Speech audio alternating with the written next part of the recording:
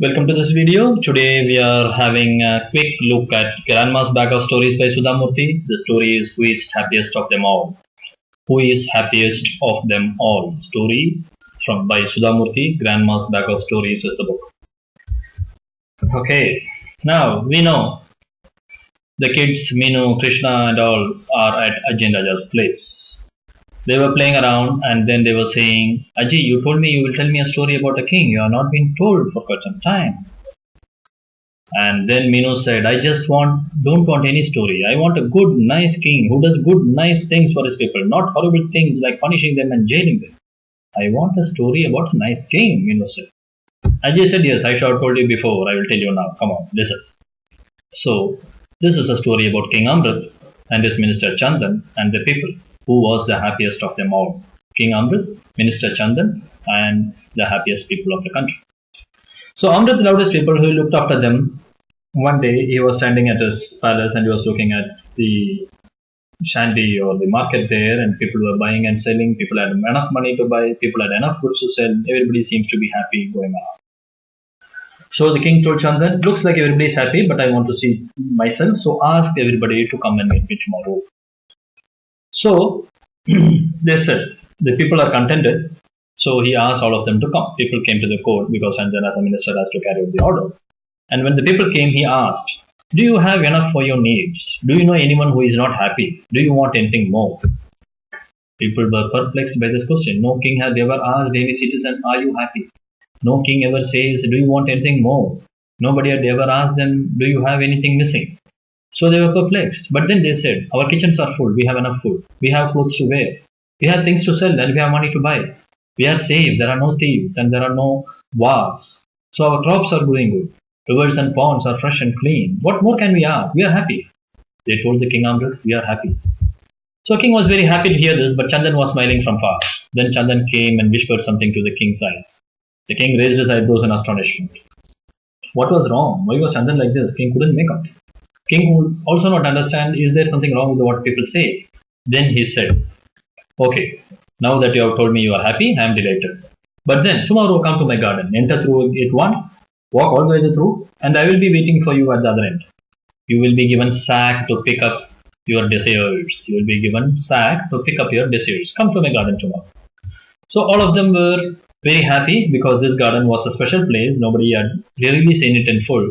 And they really want to go, and this was the most prized possession of their king. So they said they will go. Next day they went. The king had planted wonderful trees from all over the world, and it was said it was filled with all kinds of beautiful and strange things that you ever could dream of, that you ever could desire. Everything that you want will be there. So they came there. The guards opened the gate at the correct time. They gave them sacks. People picked up whatever they wished for, filling their sacks with them.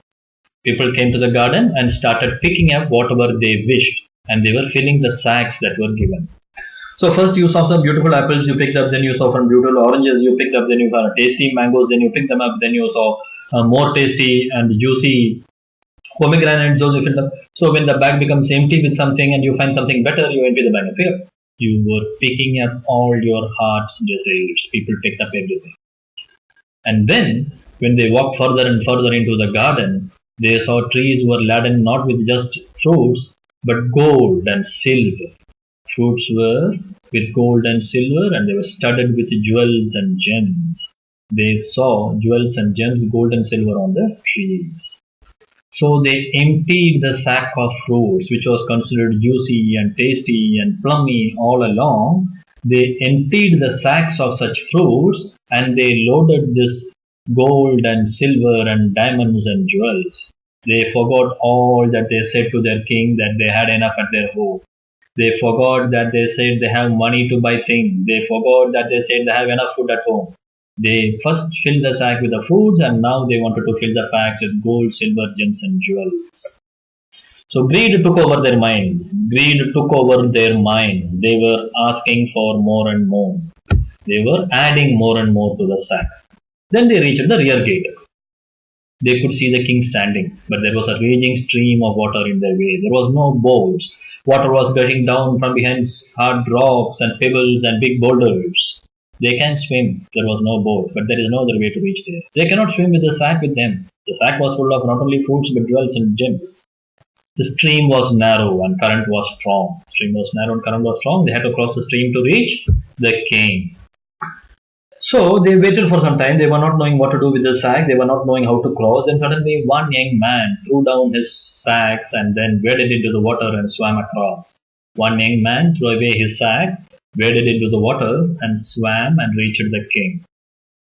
Looking at this, other people were in distress. They were sad. They were unhappy. They were worried and bothered and frustrated and irritated because they had to leave behind sacks of jewels or fruits which they were fondly picking up all along and collecting and gathering because of the greed in them, in spite of the fact that they had all these things at home.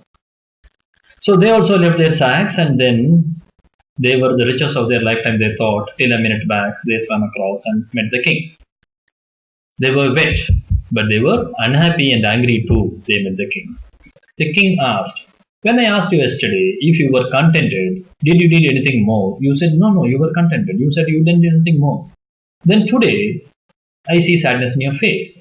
When a sack was given, you were collecting all the fruits and vegetables, though you had food at home.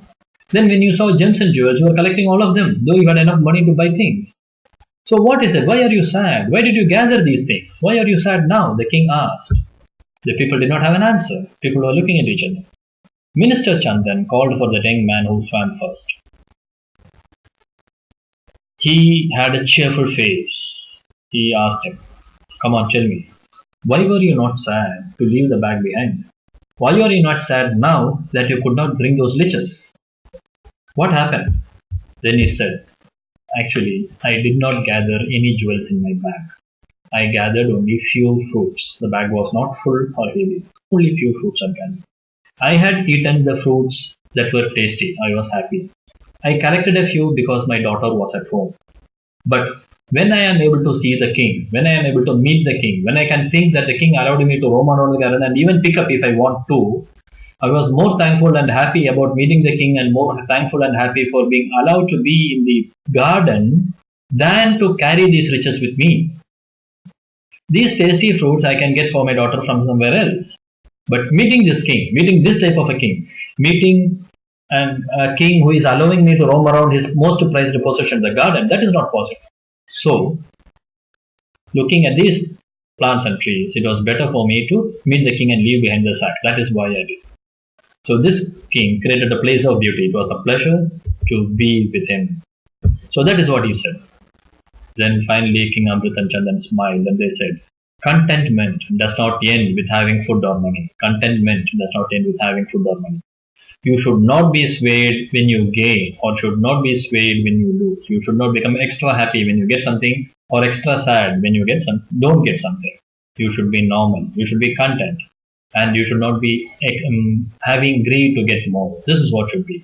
And this is a lesson they all learned in this, the whole people in the country. Did only the people in that country learn this lesson? No. From the story Aji told, Meenu and Krishna and all the kids also learned this lesson. There should be no greed. You should not be asking for more than what you want. You should be happy with what you have. And most importantly, you should not be swayed when you gain or when you lose, especially wealth. Basically, the king is nothing but the God Almighty and the garden is nothing but the world that we live in. We should protect this world and not exploit. Thanks for watching the story. Hope you enjoyed.